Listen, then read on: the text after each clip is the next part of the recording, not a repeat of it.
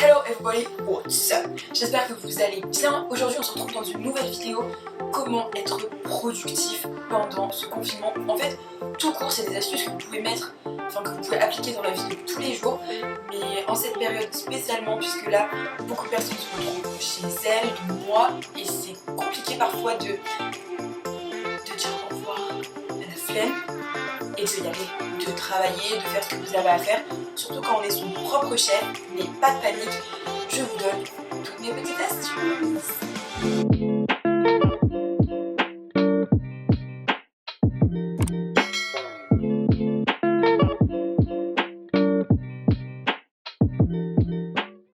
La première chose que je fais pour être plus productive, c'est me lever tous les matins à 8 h, sauf le dimanche. Ça permet à mon cerveau de garder ce rythme en fait de la semaine, comme si j'allais à l'école, comme si j'allais au travail, et ça permet de ne pas me sentir en vacances surtout, et de me rappeler que je dois me bouger et travailler.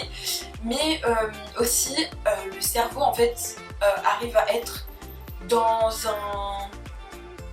Je vais le faire avec moi. Dans un... Comment? Mais également votre cerveau arrive à se repérer, c'est très important. Et d'ailleurs avoir une routine, ça rend plus productif. Vous n'êtes pas obligé, mais c'est quelque chose qui rend plus productif. Deuxième chose, on s'habille, on ne reste pas s'il vous plaît en pyjama. C'est l'erreur à ne pas faire, c'est rester en pyjama, flâner toute la journée en pyjama. Je sais que c'est cool, mais gardez ça pour le dimanche. Il faut savoir que on n'est pas obligé de s'habiller, je suis pas obligée de s'habiller. Moi, vivre nu, honnêtement, non, c'est pas possible. Je veux dire, mais moi personnellement, je ne m'habille pas avec des vêtements que je mettrais peut-être pour aller en cours, pas du tout. Je mets des joggings, des trucs où je suis vraiment à l'aise, comme cette combi, bon j'avais pour aller en cours, mais c'est vraiment où on est vraiment à l'aise. Donc mettez des choses où vous êtes à l'aise, où vous vous sentez bien, mais s'il vous plaît ne restez pas en pyjama. Sinon déjà là ça casse un truc dans votre productivité, c'est très compliqué de... En fait votre cerveau, votre corps ne fait plus la différence entre le jour, la nuit, je veux travailler, pas travailler, c'est le moment de se reposer, enfin voilà. Donc essayez d'instaurer un cadre. Ensuite c'est quelque chose que beaucoup de personnes font, vous pouvez le voir partout sur YouTube, sur les réseaux sociaux, mais c'est quelque chose de super important, et depuis que je le fais, ça fait déjà pas mal de temps, ça m'aide énormément à être organisée, à être productive, c'est faire un planning. Donc j'ai deux sortes de planning. J'ai le planning de la semaine, de mes semaines, donc où je vais noter tout ce que j'ai à faire pour cette date là. Donc il va avoir les cours, il va avoir mes rendez-vous perso, il va avoir, si je dois faire des vidéos YouTube, tout sera écrit sur ces plannings. Là j'en ai profité pour faire des beaux plannings entre guillemets parce que j'ai le temps, voilà. Mais en fait ça peut être une simple feuille que vous notez, ça peut être un agenda mais vraiment que vous lisez tous les jours, pas un agenda qui sert à rien, qui reste vide. Je sais que moi j'ai énormément de mal avec les agendas par exemple, je les remplis jamais en fait. Je préfère avoir mon planning accroché sur mon bureau en face de moi. Mais ça c'est propre à vous, il n'est pas du tout obligé d'être créatif. Le principal c'est qu'il soit propre et clair et que vous vous y retrouviez dans votre planning. C'est ça en fait le but. Après qu'il soit créatif ou non, on s'en fiche. Personnellement moi j'aime bien mettre un peu de touche de couleur, tout ça, mais franchement ça c'est propre à chacun. Ensuite la deuxième chose que je fais pour me repérer c'est des to-do list. Alors ça me fait rire parce que quand je dis to-do list j'ai l'impression d'être vraiment dans le cliché de la youtubeuse qui fait des to-do list. Alors que déjà je me considère même pas comme une youtubeuse, lol. Mais en fait les to-do list c'est super important. Je pense que ça fait depuis que je suis au collège que je fais des to-do list. Alors moi je les fais à la journée. Il y en a qui les font à la semaine, il y en a qui les font pour 2 jours. Moi je sais que je les fais à la journée, donc en fait je note tout ce que j'ai besoin. J'ai mon carnet de to-do list que j'ai fait là justement parce que j'ai eu le temps. Sinon sincèrement des fois je prends juste une feuille blanche ou une feuille de brouillon, hop j'écris dessus ce que j'ai à faire dans ma journée. Mais ça permet en fait de vous mettre des objectifs, en fait vous savez que dans votre journée vous devez faire ça, et ça permet aussi d'être organisé. Vous savez ce que vous avez à faire dans la journée, vous n'êtes pas perdu à 23 h à vous dire oh, mince j'avais à faire ça pour demain, j'avais ça à faire pardon pour demain. Donc vraiment les to-do list, en plus ça a ce côté ludique que j'adore moi, c'est de cocher quand c'est fait. Et le soir quand vous avez tout fait, c'est un truc de fou, vous vous sentez genre grave bien, comme quand vous faites du sport en fait. Vous sentez là genre mais j'ai accompli un truc de... peut-être pas un truc de fou mais voilà, j'ai réussi à faire ce que j'avais à faire et c'est cool en fait, j'ai été productive. Donc vraiment les to-do list ça aide à mort. Alors attention comment on fait une to-do list. Il y a plusieurs personnes, ça dépend. Moi je sais que je mets pratiquement tout. C'est à dire que je mets si je vais faire du sport, je mets si je dois manger telle chose parfois, enfin vraiment. Après il y a des personnes qui mettent juste genre 4 choses sur leur to-do list. Ça sert à rien de blinder votre to-do list si vous savez que vous n'allez pas réussir à la finir. Justement, au contraire, c'est frustrant. Ça veut dire que des fois, vous voyez, là par exemple, il y a énormément de choses sur ma to-do list d'aujourd'hui. Je sais qu'en fait, ces tâches ne prennent pas genre une journée ou une demi-journée. Par contre, quand vous avez des tâches super longues, ça sert à rien de remplir la blinde de trucs parce que au final, après, vous n'êtes pas satisfait de vous et ça vous fait sentir que c'est nul et que c'est chiant. Et donc voilà. Donc, faites attention à faites attention à la manière dont vous rédigez votre to-do list pour ne pas être au final plus démotivé que vous n'êtes déjà de base. Je sais pas si cette phrase était française, mais c'est pas grave. Donc ensuite, il y aura différents objectifs sur votre calendrier, dans votre vie, sur votre to-do list. Ça veut dire que vous aurez des objectifs à court terme, long terme, moyen terme. Ils peuvent déjà dans l'ordre court, moyen. Donc ça dépend en fait. Par exemple, je vais prendre l'exemple tout bête des cours. Parfois on vous donne une tâche mais qui est dans un mois par exemple. On l'oublie pas mais c'est un peu à long terme entre guillemets. Après c'est pas un projet de fou à long terme mais voilà. Donc en fait sincèrement on a besoin d'objectifs. Nous avons besoin d'objectifs pour se dire allez, pour être motivé vraiment. Si vous n'avez pas vos objectifs, bah en fait genre c'est un peu compliqué. Vous savez pas trop pourquoi.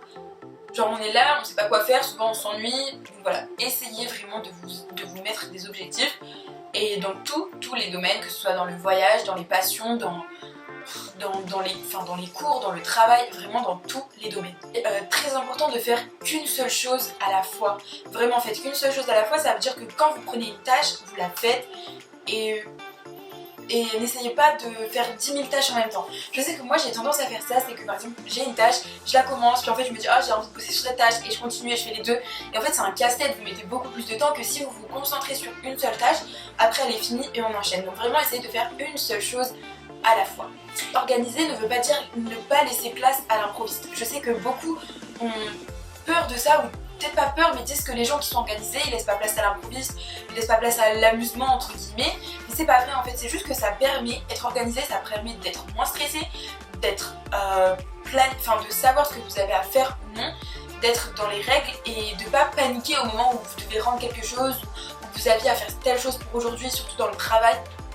Donc au moins vous savez que dans votre journée vous avez à faire ça, donc si vous avez le temps, normalement si vous êtes bien organisé vous aurez le temps, et si quelque chose qui arrive, un événement qui arrive dans la journée, par exemple je sais pas, vous allez faire un tour ou quoi, vous savez qu'après vous avez encore ça à faire, voilà. Et ça permet de ne pas se sentir débordé et surtout de ne pas stresser, ce qui n'est pas du tout bon pour votre corps et votre esprit.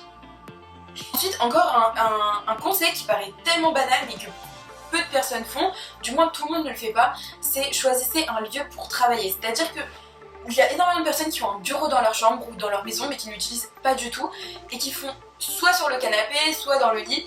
Et en fait c'est pas vraiment le bon moyen pour être productif, puisque il faut vraiment que cet endroit ne soit dédié qu'au travail. Par exemple, personnellement moi c'est mon bureau dans ma chambre. Je ne peux pas travailler dans mon lit, il est impossible. Depuis que je suis au collège, je n'ai jamais réussi et compris les personnes. En fait, je n'ai jamais réussi à apprendre des cours, à travailler, à faire des exercices dans mon lit, et je n'ai jamais compris les personnes qui travaillaient dans leur lit. Sincèrement, parce que personnellement, je n'arrive pas à travailler dans mon lit, c'est impossible. Pour moi, le lit, c'est pyjama, dormir. En fait, mon cerveau, il comprend pas. Il ne comprend pas du tout. Donc, personnellement, moi, c'est mon bureau. Il faut que ce soit un lieu qui soit rangé, parce que si c'est le désordre, ça ne vous donne pas envie du tout de travailler dessus. Il faut que ce soit un lieu que vous aimiez, où vous vous sentez bien. C'est super, super important. Un conseil qui est compliqué, que je ne respecte pas du tout, mais je le dis, mais c'est compliqué, c'est ne pas être distrait. Il ne faut pas se laisser distraire quand vous travaillez. Mais en fait ça c'est un conseil basique à donner mais que très peu de personnes font. J'ai énormément de mal à le faire, c'est-à-dire qu'il y a toujours mon téléphone, donc soit vous mettez votre téléphone hors de portée, dans un placard, dans un tiroir en silencieux, soit vous le mettez en mode avion. Ça m'arrive souvent de le mettre en mode avion, mais c'est très compliqué de ne pas aller dessus même en mode avion. Voilà. Donc, ne pas se laisser distraire pour accomplir vos tâches, c'est très important. Et pour dire en fait d'être plus productif et être plus rapide. Très important de respecter les jours. Donc ça, là ça parle un peu à tout le monde en période de confinement, mais ça parle aussi aux personnes qui étudient à distance ou aux personnes qui travaillent de chez eux. En fait, il est très important de respecter les jours pour que votre corps, votre cerveau soit habitué à avoir encore une fois une routine. Parce qu'en fait après on comprend plus rien et c'est compliqué en fait. La dernière chose, vous avez pu voir moi dans mes to-do list, dans mes calendriers, il y a énormément de couleurs, même sur mon bureau j'ai 10 000 stabilos, 10 000 feutres, j'adore les couleurs, les couleurs j'adore, ça égaye ma journée, ça égaye mon travail, j'adore mettre des couleurs partout, mais attention, c'est pas parce que je mets des couleurs que je vais être plus productive, loin de là. Tout ce qui est un stabilo, acheter des stabilos, ça a jamais permis à personne d'être plus productif et mieux organisé en fait. Sincèrement, que vous mettiez des couleurs ou non, c'est juste pour vous, pour votre esprit. En fait, c'est la sensibilité de chacun qui parlera par rapport aux couleurs. Mais vraiment, des fois, je vois dans des vidéos, oui, il faut que vous achetiez des stabilos, au moins vous serez plus organisé. Pas du tout. Ça peut vous aider si vous aimez les couleurs et que vous êtes sensible. Mais si vous en avez rien à faire clairement des couleurs, bah ça va pas du tout vous aider. Finalement, en fait, l'organisation et la productivité, c'est un peu... J'ai l'impression de faire un cours d'éco. La productivité. Finalement, la productivité de l'économie française, donc finalement, la productivité d'une entreprise dépend de... Donc finalement il est super important d'être organisé, d'essayer d'être productif au maximum. J'ai bien essayé parce qu'on n'est jamais productif à son maximum, mais j'espère que ces astuces vous ont aidé. Et en fait, être organisé c'est comme le sport. Au début c'est la merde, on n'arrive pas, c'est dur, on n'en veut plus, mais à force, et vous pouvez plus vous en passer. J'espère que cette vidéo vous a plu, n'oubliez pas de vous abonner pour avoir toutes les vidéos qui arrivent, n'oubliez pas de mettre un petit j'aime ou un petit commentaire. Je vous fais plein de gros bisous et surtout, restez chez vous.